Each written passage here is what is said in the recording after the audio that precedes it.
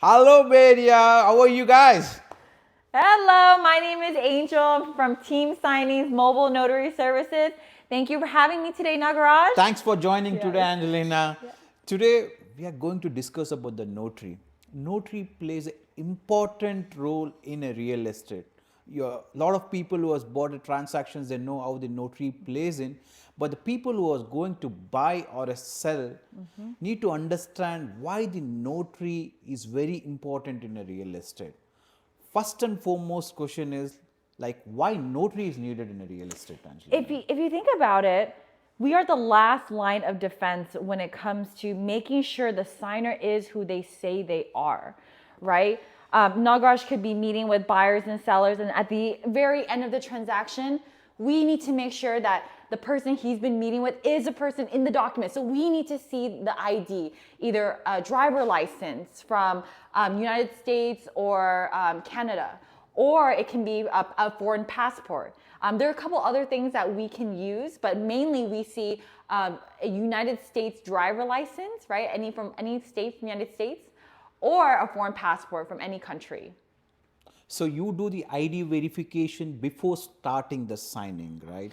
Right. So are you going to check the all the original documents or how is it? Because nowadays I hear there is a kind of an online signing also, right?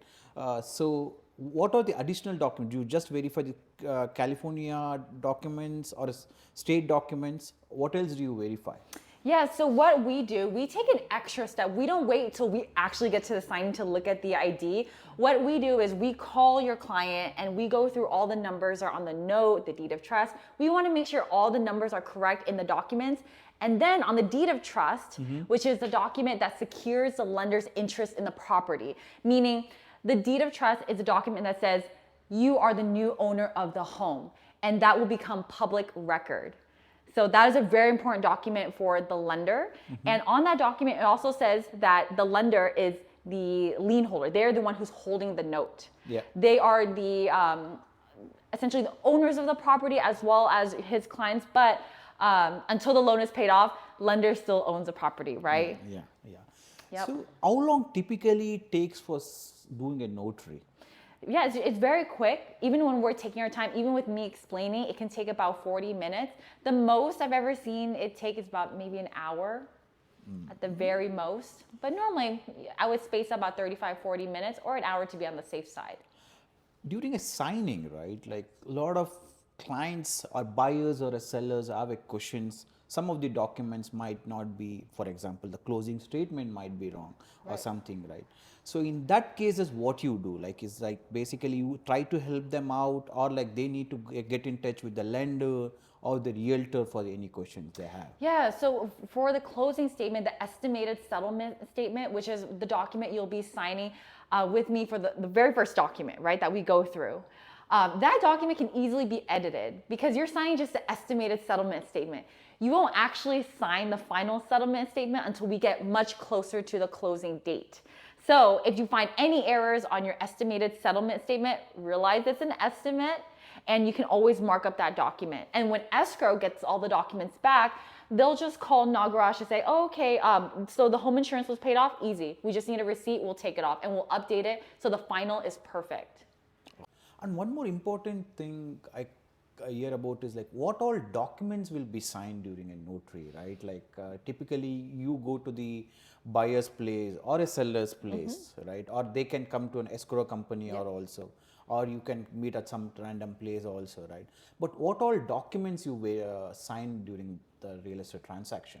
For sure. So for the seller's package, the most important that we'll be signing is the disbursement page, which is how you're going to get your funds, right? The net proceeds into your bank account. That document is normally notarized and it's an escrow document. And also in the seller's package is a grant deed. I would probably say that is another very important document. That document will be recorded with the county, made into public record that shows that the seller is no longer going to be the owner of the property. It's going to be the new buyers. Yeah. So that's for a seller. So after you sign, Yes. right, does the buyer or a seller get one copy of the documents? How is it? Yes, so that's a common question that I get after the signing. So I let them know in the beginning of the signing to ease and give them some comfort that don't worry, when we sign everything, I have extra copy for you to keep, the unsigned copy, right? So there's two copies. There's one that we're signing and I'm giving back to escrow, and the second copy is an unsigned copy that they just keep for their records. So it makes them at ease that maybe I can look at these documents in greater detail later and not at the signing, which I don't mind. At the signing, you take the time that you need, but if you're on a time crunch and you want to look at the documents later, that's fine. And what was the other question again? So, oh yes, sorry, Nagaraj. Yeah. Sorry. So not only do you have those that copy in the meantime, but I also let them know, and don't worry, the signed documents, they will be emailed to you within a few days of closing. And when I start the signing that way, signers are more at ease. So they don't have to look through every single little thing. They can look at it later. But I do have signers that do look at everything at the signing, which is also fine. You have the right to choose and do the signing however you want. I have time for you. I think it's one more important question is like if there are any corrections in the documents, right? Sometimes before you go there, you verify the names and everything is correct. But after you go there, if any corrections are there, what is this next step for that? Absolutely. Yeah. That does happen, actually. I would verify the names over the phone. They tell me, yes, the names are going to match my ID. Yeah. When I get there, it doesn't match. So there are two things that we can do.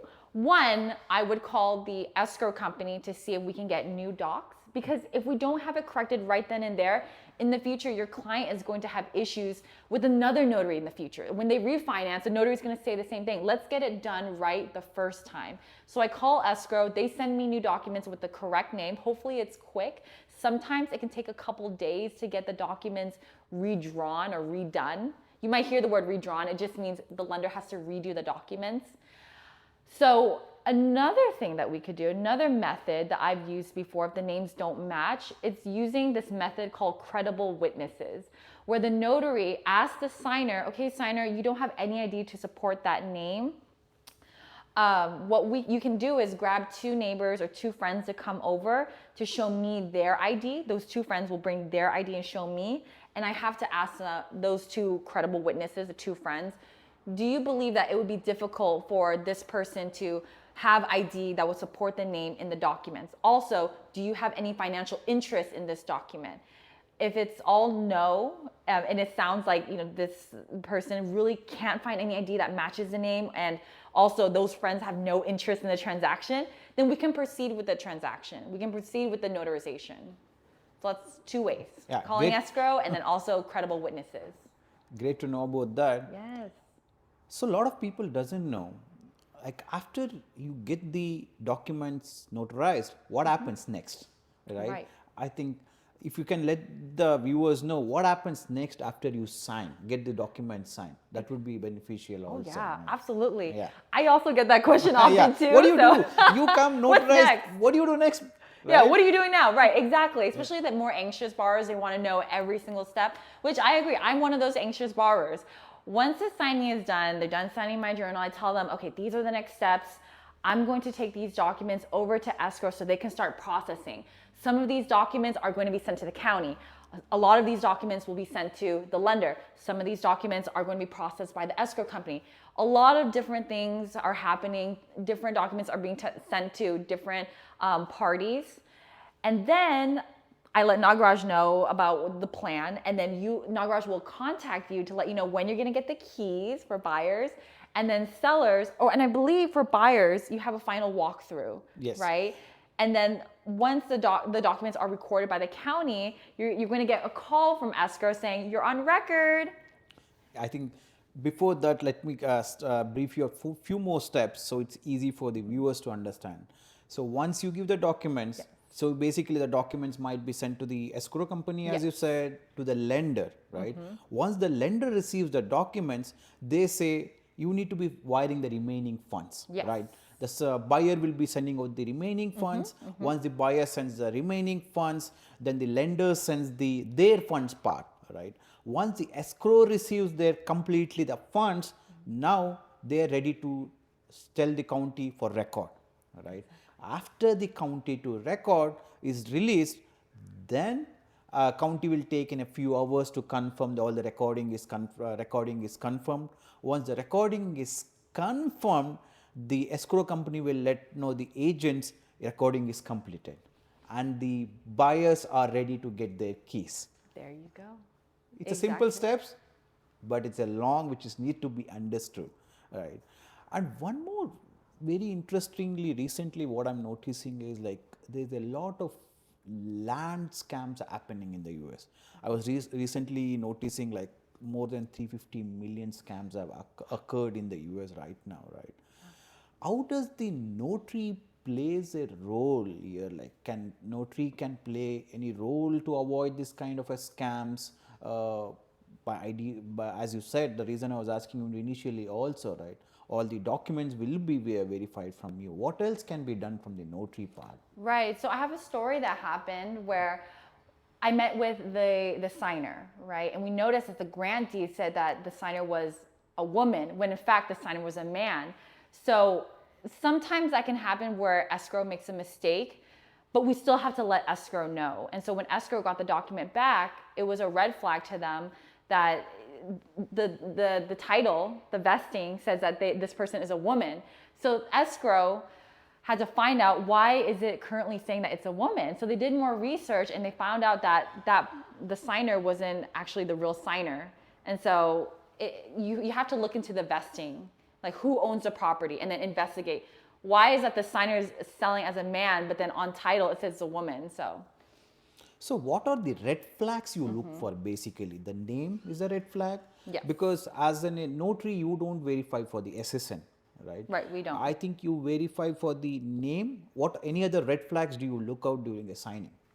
Definitely the name for sure. That's 100%. And for the credible witnesses, if anything looks off or someone looks like they're being forced to sign, I have to note this all in my journal and let escrow know. So it's more of a gut feeling. If I don't feel that this is a truthful transaction, then I can stop the notarization. I can tell escrow. I think it's great to know. I think there's so many things we didn't know about that, right? I think the red flag is like somebody forcefully is trying to sign it. Or incompetent. Yeah, meaning they can't think for themselves, or maybe they're under drugs, or maybe they're drunk. Then we have to stop the signing. Yeah.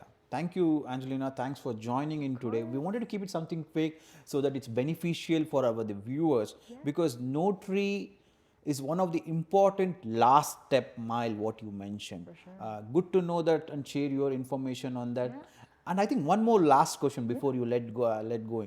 Is it Bay Area real estate market really slowing down? Because you deal with a lot of other agents or a lot of other buyers too. What do you think? Like, do you think Bay Area real estate market is really slowing down? I'll tell you right now, today I have 8 appointments going. 4 of them are buyers, and then 4 of them are actually going to be out of state. So we do nationwide. And so we have signings going on in Georgia, Texas, Florida, and I believe in San Diego. So it is so busy. It's a busy day for me. It's the weekend. And so everyone wants to close today.